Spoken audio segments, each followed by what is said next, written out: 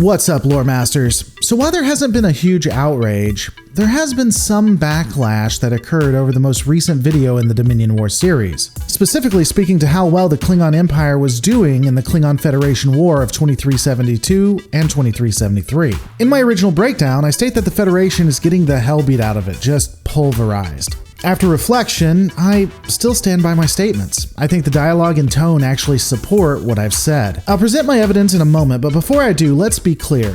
This blitzkrieg by Klingons and their early successes are temporary. The best option for the Empire, and what I think they are trying to do, is to inflict as much damage and gain as much territory as they can so that when Starfleet finally mobilizes, they are in a better place to negotiate and perhaps keep some of those sectors.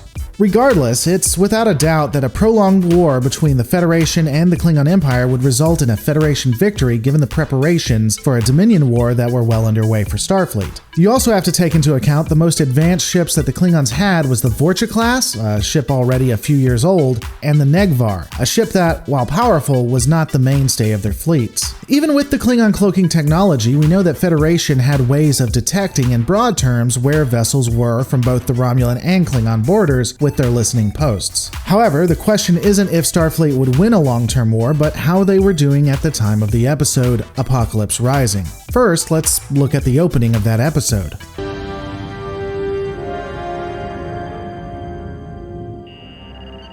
Where are they? They should have been back hours ago. Maybe the meeting with Starfleet Command took longer than they thought it would. Why haven't Cisco or Dax contacted us? Well, the whole area they're traveling through is crawling with Klingon ships. The second they use their subspace transmitter, they become a target. I never should have let them leave in a runabout. I should have insisted that they take the Defiant. You did, but the captain's orders were clear. As long as we're at war with the Klingons, we need the Defiant here to help protect the station. All I know is I'd hate to be dodging Klingon raiding parties and nothing but a runabout. This scene actually tells us a lot. We know that Starfleet is at war with the Klingons and that Bajoran space, heading into Federation territory, is still dangerous. So not only is the Bajoran sector under siege, but so is the territory heading into the Federation. We also see the runabout is beat to hell when it arrives back with Cisco and Dax. At a minimum, these first few minutes show us that Starfleet is having trouble protecting its own borders, and that's not necessarily unreasonable given how expansive the border of the Federation is. For further evidence, let's take a look at another clip. Glad you made it back in one piece. So are we. How was your meeting with Starfleet Command? I'm afraid the war's not going very well. The Klingons are throwing everything they have at us. Starfleet's been able to slow them down, but that's about all.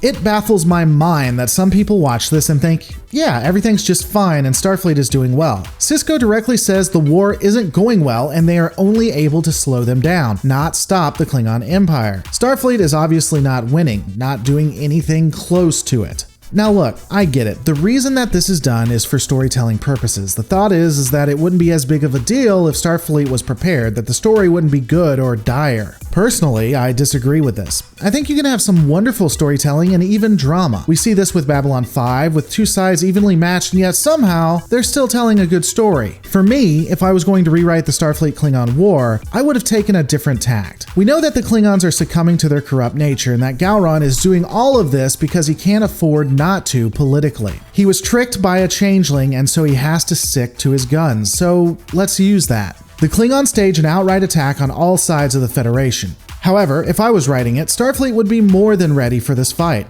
Starfleet had been preparing for the Dominion, and so their ships, crews, and weapons are all above what they had been. The problem is, Starfleet knows that this is a trick and that every ship destroyed, whether Starfleet or Klingon, only helps the Dominion. So now the Federation has a hard choice: cede sectors and planets, or fight with one hand tied behind your back, knowing that you're going to take casualties you can't afford.